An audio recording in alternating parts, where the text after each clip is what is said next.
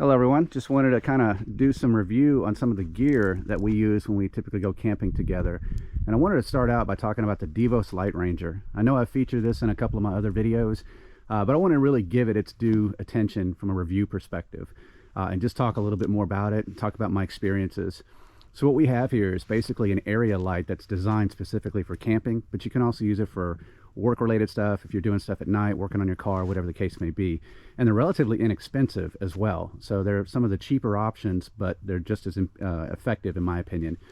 So I've got 3 examples laid out here. They're all basically the same. The value points of this are that it has a 9-foot mast. So when you compare it to some of the competitors out there, I think they max out at about 7 feet. And in my opinion, the higher up you get, the better you're going to have from a light dispersion perspective. It attracts bugs further up away from your camp. And you don't have to worry about taller people being blinded by the lighting. You'll also notice that I've got the 3 kinds of filters on the lights. So you get a red, an amber, and a yellow as a lens, as an option.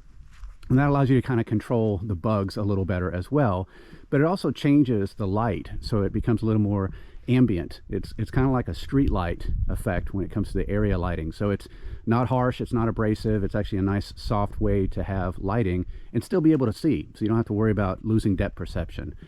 So when you buy one of these, basically what you get is what you see here. You get the tripod, you get the light, the lenses are optional. It comes in a really nice bag. It also includes a stake so that you can put one of the legs in a stake to keep it for stability.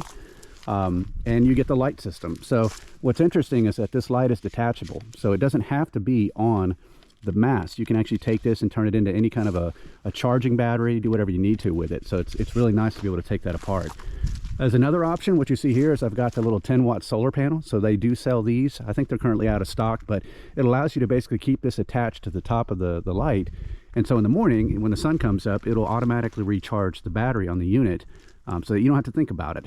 You can use this solar panel for other reasons. So if you want to be able to charge a cell phone, it's kind of one of those multi-function solar panel options. The other thing is from a timing perspective. So we tracked this last night, and I think on full blast, you'll get about 4 hours. You can actually go to 4 different modes. So you can actually go from all 4 LEDs on to 2 to 1, and you can also dim it by holding the power switch. So you don't have to always have it on full blast.